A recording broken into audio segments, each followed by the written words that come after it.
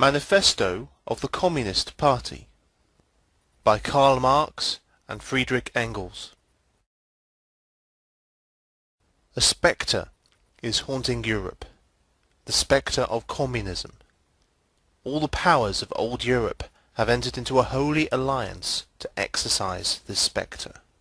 Pope and Tsar, Metternich and Guizot, French radicals and German police spies. Where is the party in opposition that has not been decried as communistic by its opponents in power?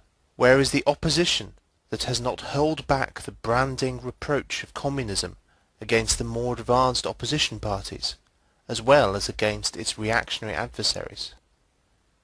Two things result from this fact.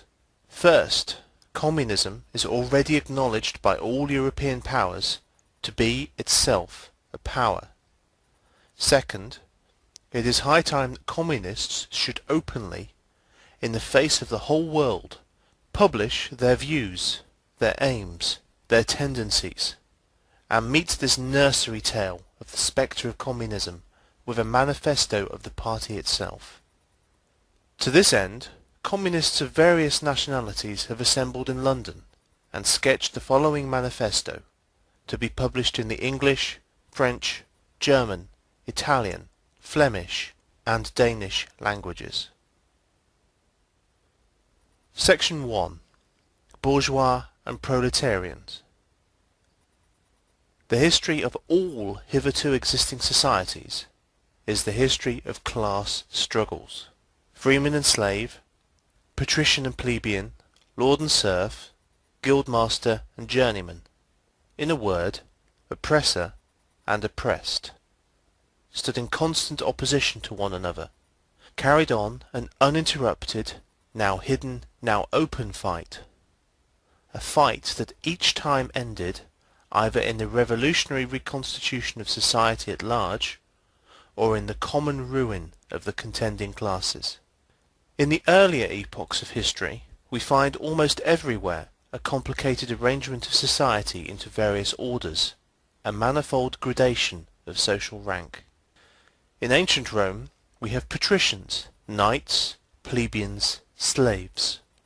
In the Middle Ages, feudal lords, vassals, guildmasters, journeymen, apprentices, serfs. In almost all of these classes, again, subordinate gradations. The modern bourgeois society that has sprouted from the ruins of feudal society has not done away with class antagonisms. It has but established new classes, new conditions of oppression, new forms of struggle in place of the old ones. Our epoch, the epoch of the bourgeoisie, possesses, however, this distinctive feature. It has simplified the class antagonisms. Society, as a whole, is more and more splitting up into two great hostile camps, into two great classes directly facing each other, bourgeoisie and proletariat. From the serfs of the Middle Ages sprang the chartered burghers of the earliest towns. From these burgesses the first elements of the bourgeoisie were developed. The discovery of America, the rounding of the Cape, opened up fresh ground for the rising bourgeoisie. The East Indian and Chinese markets, the colonization of America, trade with the colonies, the increase in the means of exchange and in commodities generally, gave to commerce, to navigation, to industry, an impulse never before known, and, thereby, to the revolutionary element in the tottering feudal society, a rapid development.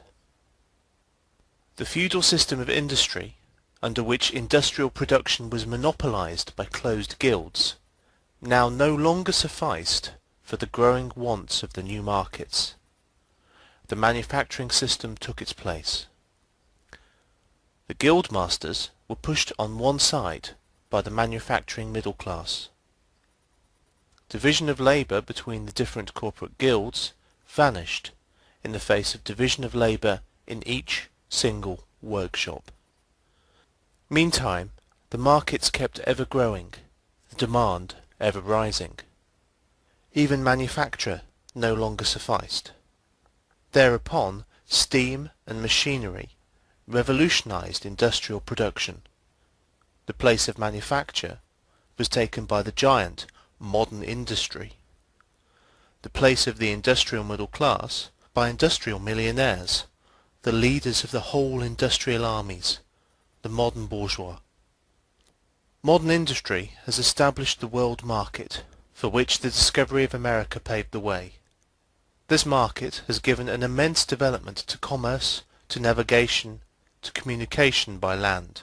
This development has, in its time, reacted on the extension of industry, and in proportion as industry, commerce, navigation, railways extended, in the same proportion the bourgeoisie developed, increased its capital, and pushed into the background every class handed down from the Middle Ages. We see, therefore, how the modern bourgeois is itself the product of a long course of development, of a series of revolutions in the modes of production and of exchange. Each step in the development of the bourgeoisie was accompanied by a corresponding political advance of that class. An oppressed class under the sway of the feudal nobility, an armed and self-governing association in the medieval commune, here independent urban republic, as in Italy and Germany, there taxable third estate of the monarchy, as in France.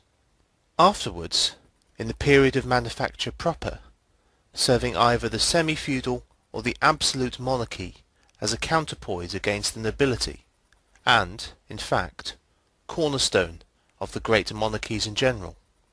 The bourgeoisie has, at last, since the establishment of modern industry and of the world market, conquered for itself, in the modern representative state, exclusive political sway. The executive of the modern state is but a committee for managing the common affairs of the whole bourgeoisie. The bourgeoisie historically has played a most revolutionary part. The bourgeoisie, wherever it has got the upper hand, has put an end to all feudal, patriarchal, idyllic relations. It has pitilessly torn asunder the motley feudal ties that bound man to his natural superiors, and has left remaining no other nexus between man and man than naked self-interest, than callous cash payment. It has drowned the most heavenly ecstasies of religious fervour, of chivalrous enthusiasm, of Philistine sentimentalism in the icy waters of egotistical calculation. It has resolved personal worth into exchange value, and, in place of the numberless and feasible chartered freedoms, has set up that single, unconscionable freedom, free trade. In one word, for exploitation, veiled by religious and political illusions, naked, shameless, direct, brutal exploitation. The bourgeoisie has stripped of its halo every occupation hitherto honoured and looked up to with reverent awe. It has converted the physician, the lawyer, the priest, the poet, the man of science, into its page-wage labourers. The bourgeoisie has torn away from the family its sentimental veil, and has reduced the family relation to a mere money relation. The bourgeoisie has disclosed how it came to pass that the brutal display of vigour in the Middle Ages, which reactionists so much admire, found its fitting complement in the most slothful indolence. It has been the first to show what man's activity can bring about. It has accomplished wonders far surpassing Egyptian pyramids, Roman aqueducts, and Gothic cathedrals. It has conducted expeditions that put in the shade all former exoduses of nations and crusades. The bourgeoisie cannot exist without constantly revolutionizing